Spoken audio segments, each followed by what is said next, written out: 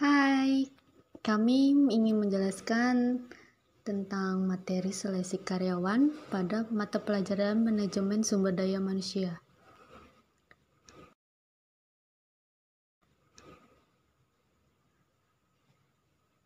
Kami dari kelas 2F, saya Nur Fitriana Anas dan teman saya Ratna Nur Syafitri.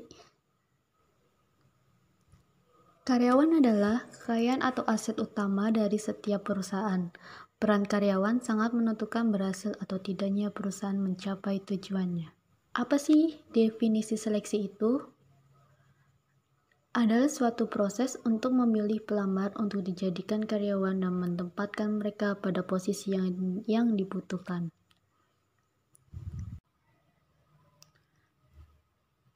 Berikut ini ada dasar seleksi. Ada 4 macam, yaitu pertama, job specification, ekonomis rasional, etika sosial, dan kebijaksanaan perburuan pemerintah. Dalam job specification, menggunakan prinsip the right man on the right place, the right man behind the right gun. Ekonomis rasional meliputi biaya, waktu, dan pikiran dimanfaatkan secara efektif sehingga hasil efektif dapat dipertanggungjawabkan. Etika sosial memperhatikan norma-norma hukum, agama, kebudayaan, dan adat istiadat masyarakat, serta hukum yang berlaku di negara bersangkutan. Kebijaksanaan perburuan pemerintah, misalkan seleksi usia, melarang adanya diskriminasi agama dan suku bangsa.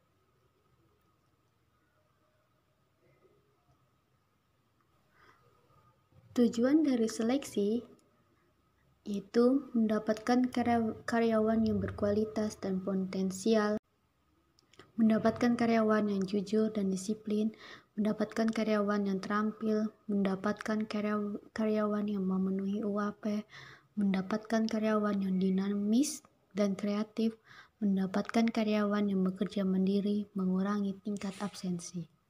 Metode menerapkan jumlah karyawan. Ada 2 cara metode, yaitu metode non-ilmiah. Dalam metode ini, jumlah karyawan yang dibutuhkan hanya didasarkan atas perkiraan saja.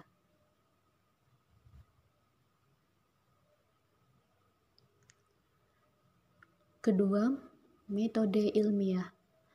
Dalam metode ini, jumlah karyawan yang dibutuhkan dihitung betul-betul dan dianalisis beban kerja serta standar prestasi kerja.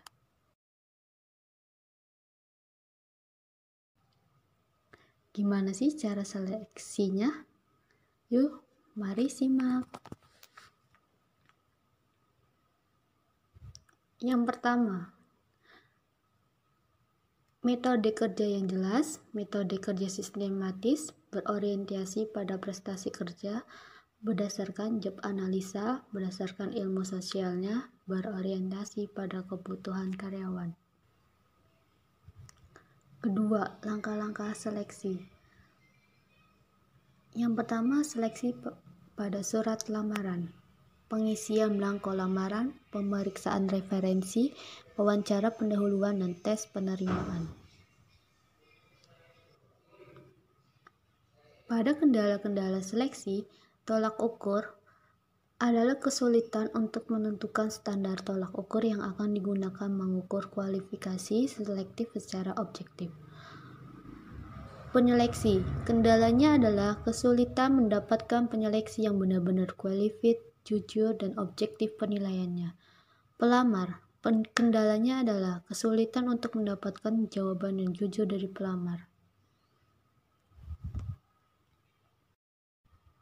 Itulah beberapa materi tentang seleksi karyawan dalam sebuah perusahaan. Sekian dari kami berdua, semoga bermanfaat untuk kita semua. Wassalamualaikum warahmatullahi wabarakatuh.